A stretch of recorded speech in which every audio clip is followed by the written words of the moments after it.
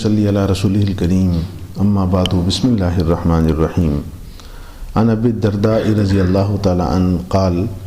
قال رسول اللہ صلی اللہ علیہ وآلہ وسلم تفرغوا من هموم الدنیا ما استطعتم۔ حضرت ابو درداء رضی اللہ تعالیٰ عنہ سے مروی ہے، فرماتے ہیں کہ حضور نبی کریم صلی اللہ علیہ وآلہ وسلم نے ارشاد فرمایا کہ تم دنیا کے غموں سے جتنی طاقت رکھتے ہو ان سے اپنے آپ کو فارغ کر لو۔ فَإِنَّهُ مَنْ كَانَتِ الدُّنْيَا أَكْبَرَ هَمِّهِ أَفْشَى اللَّهُ زَيَّاتَهُ، اس لیے کہ جو شخص کہ دنیا اس کا سب سے بڑا غم بن جائے، اللہ جل جلالہ اس کی ضروریات کو پھیلا دیتے ہیں۔ وَجَعَلَ فَقْرَهُ بَيْنَ عَيْنَيْهِ،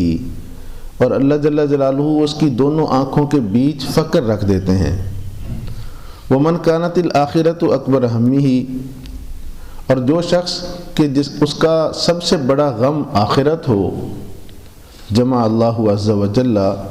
لہو امورہ، اللہ جل جلالہ اس کے امور کو جمع فرما دیتے ہیں۔ وجعل غناہ فی قلبہ، اور اللہ جل جلالہ اس کے دل میں غنا رکھ دیتے ہیں۔ وما اقبل عبد بقلبہ الی اللہ عز وجل، اور جو بھی اللہ کا بندہ اپنے دل کے ساتھ اللہ جل جلالہ کی طرف متوجہ ہوتا ہے، جعلہ اللہ قلوب المؤمنین تفید الیہ بالود والرحمہ، تو اللہ جل جلالہ مومنوں کے دلوں کو اس کی طرف محبت اور رحمت کے ساتھ مائل کر دیتے ہیں۔ وکان اللہ عز وجل الیہ بکل خیر اسرع، اور اللہ جل جلالہ ہر خیر اس کی طرف جلد پہنچا دیتے ہیں۔ روایت کا مفہوم بالکل واضح ہے کہ جناب نبی کریم صلی اللہ علیہ وآلہ وسلم نے بطور نصیحت امت کو یہ بات ارشاد فرمائی کہ جتنا ہو سکے دنیا کے غموں سے اپنے آپ کو فارغ رکھو، آزاد رکھو، دنیا کا غم اپنے اوپر سوار نہ کرو۔ اور پھر آگے حقیقت بیان فرمائی کہ جس آدمی کا غم سب سے بڑا غم دنیا بن جاتا ہے، یہاں رہتے ہوئے دنیا کا مال و متاع، ساز و سامان، اسی کو حاصل کرنے کی 24 گھنٹے کی فکر ہے، یہ بنا لوں اپنے لیے، یہ بنا لوں اولاد کے لیے، یہ بنا دوں پوتوں کے لیے، تو فرمایا کہ اس کا نتیجہ کیا ہوتا ہے؟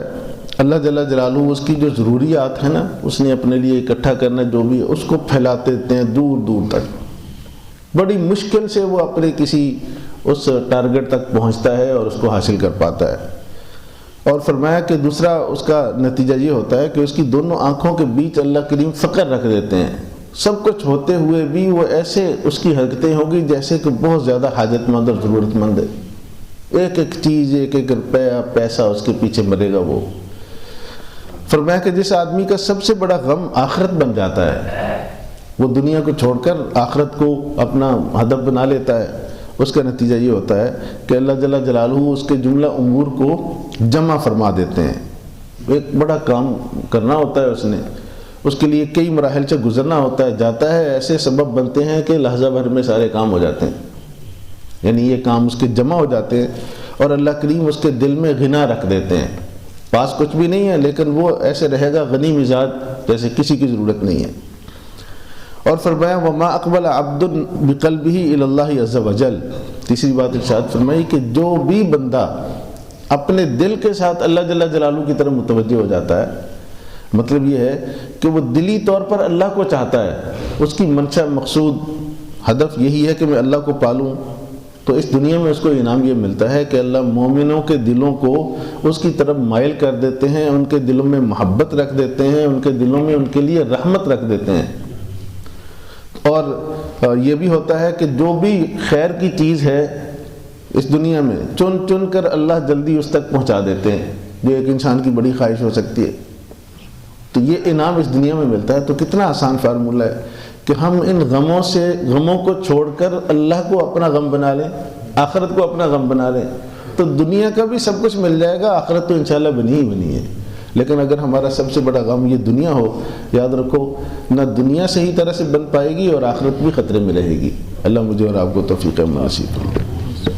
الحمدللہ.